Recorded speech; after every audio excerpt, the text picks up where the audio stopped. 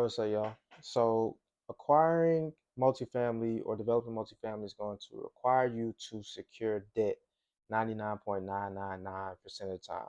It's one of the most basic and most important knowledges and components that you need to be able to be successful in growing a commercial real estate portfolio.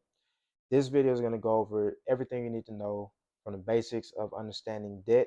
By the end of this video, you'll have a solid understanding of the process for securing debt, common loan terms, a few different methods for structuring debt, and then I'm going to go over how to evaluate yourself as a borrower in the eyes of the lender. I'm going to go over what they look for and what you need to have ready to be able to secure debt. My name is Sita Dambuya. I'm a commercial real estate consultant. I help people acquire and finance commercial real estate projects. Now let's get into it. All right, so first, what are the basic steps to being able to secure debt? Very first thing you need to do is be able to connect with lenders.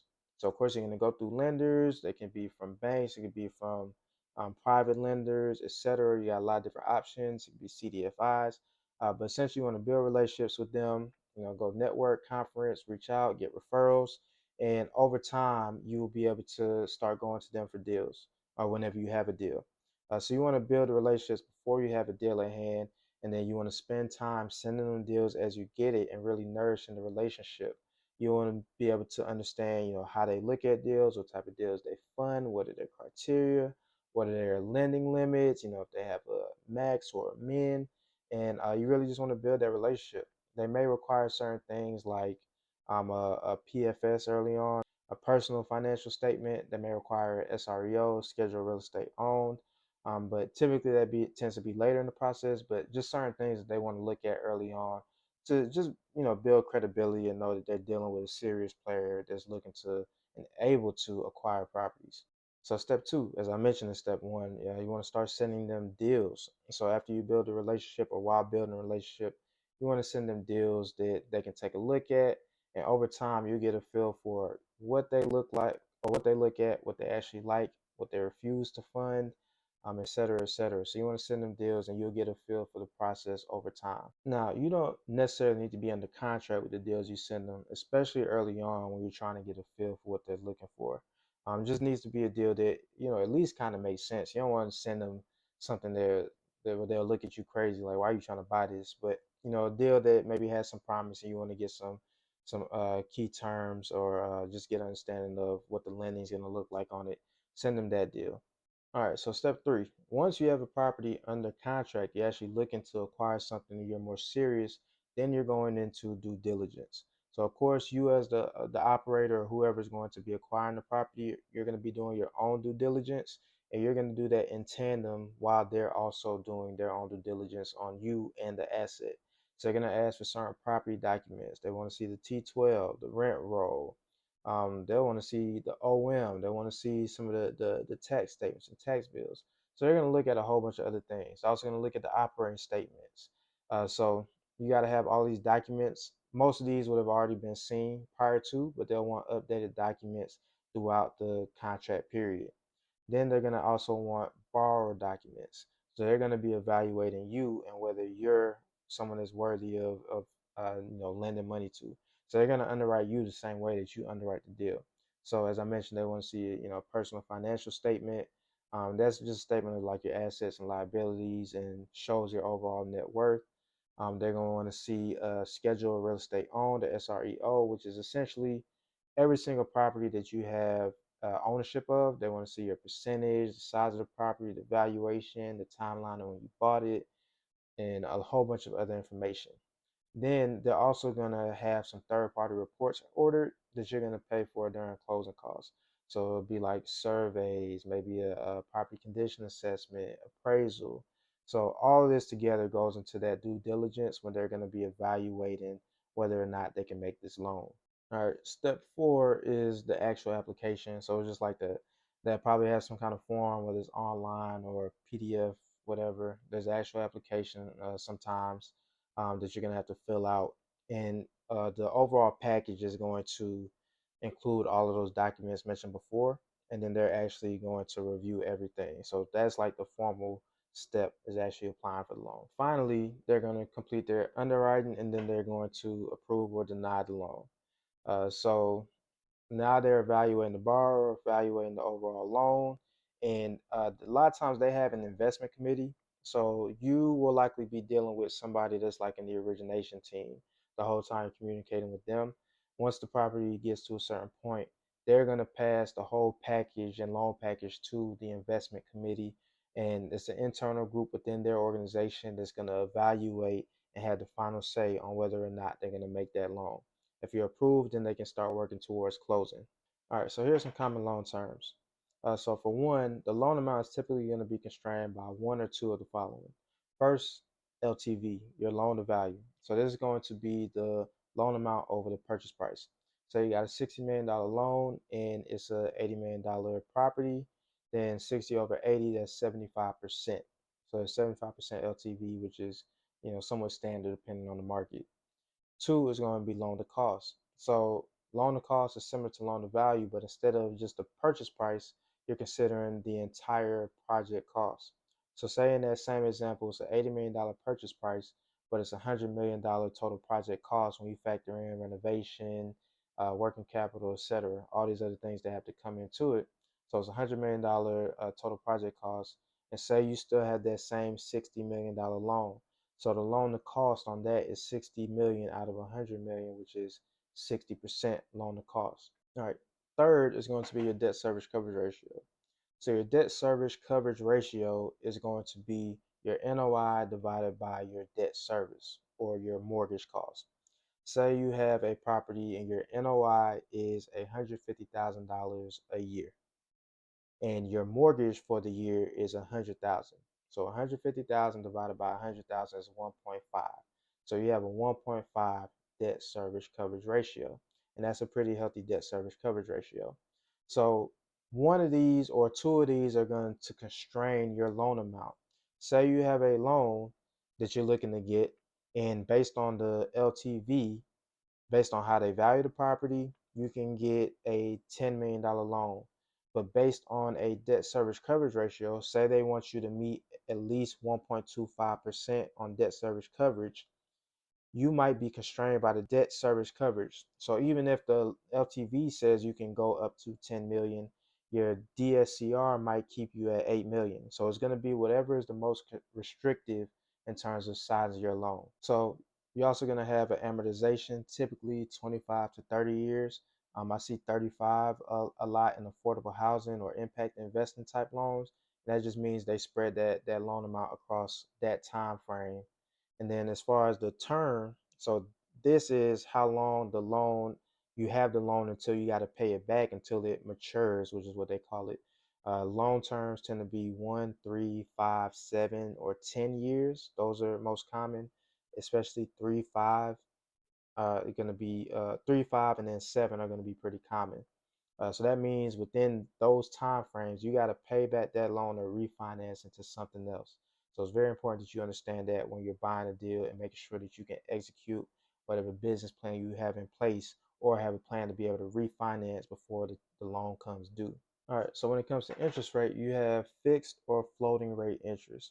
So floating rate just means adjustable, whereas fixed is fixed. So if I get a fixed rate loan at 4%, it's going to be 4% until I exit or refinance.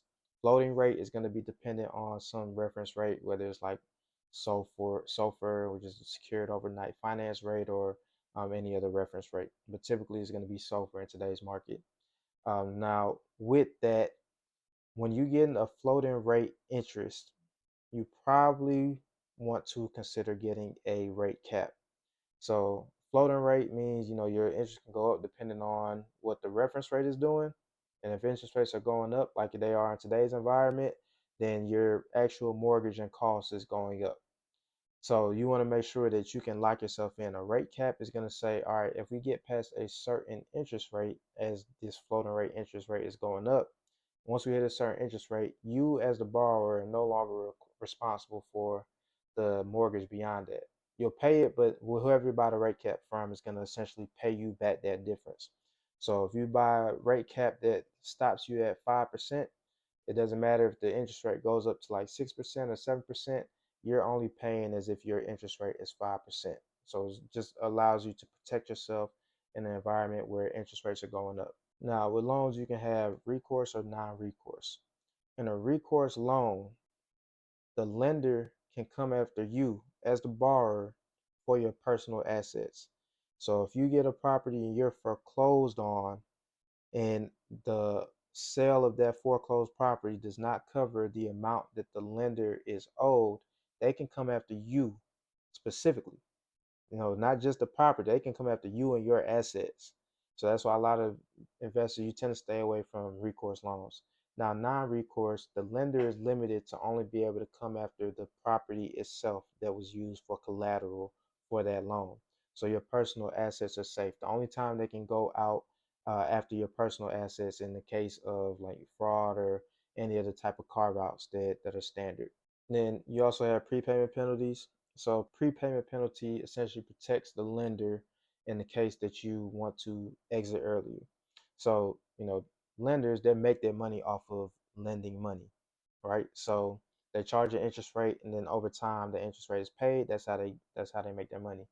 Now, say that you got a 10-year term, they're lending based off of you paying that interest over those 10 years. Now, if you want to leave, you want to exit, you want to sell that property in 3 years, you essentially were like, I'm not going to stay for these extra seven. So the lender imposes a penalty that can come in many forms, but essentially protects them from that situation where they plan for 10 years of income but are only getting three. Now, the common types are going to be prepayment penalty, which is called yield maintenance.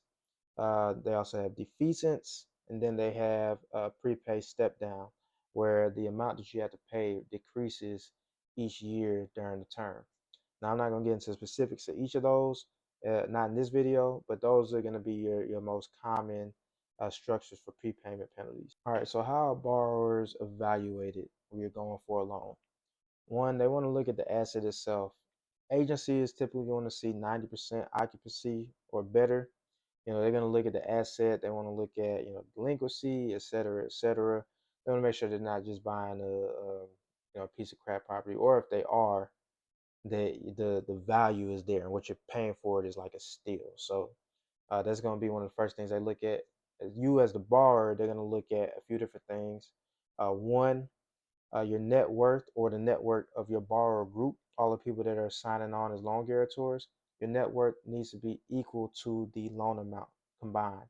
So if you're getting a $10 million loan, you need to have a $10 million net worth between you and your partners. Two, they want to see liquidity. So of course, net worth can be in assets. You can have net worth in property, in equity in the property, but that's not liquid cash. So they want to see some liquidity. And typically that's going to be like 10% of the loan amount, or 9 to 12 months of expenses. So they want to make sure that you have some capital just in case things start to go left and property isn't cash flowing. They want to know that you have some capital on your own to be able to make payments. They also will look at your credit score. It might not be the same as in residential, but it does have an impact.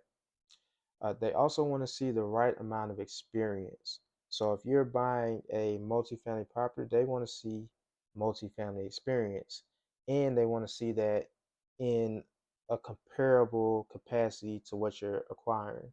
So if you have multifamily experience operating the 10 unit and now you're buying a 200 unit property, then that's not going to be good enough experience 99 times of 100. So you're going to need to partner with somebody that can really back you and add credibility to your team. All right, so here are a few different ways that you can structure debt. So of course, there's several different ways, endless opportunities to be able to structure debt. But I'm just going to run through a few. You can have standard, senior debt, just vanilla, 60 to 80% of a senior loan, with the rest being equity. You can also have senior with mezzanine, so call it 65%. You may be constrained by your debt service coverage ratio, which means your loan to value isn't maxing out, so you only have 65%. But to reduce the amount of equity you need to bring to the table, you get some mezzanine debt that brings in another 15%. So now you're all in at 80% on debt, and then you got 20% equity. You can do a senior loan with some preferred equity, and then reduce the amount of common equity you need to bring to the table. You can also do bridge to perm or construction to perm. So a bridge loan is going to be a short-term loan that's typically for value add or renovation projects, and they typically have like a 3 year period before they mature.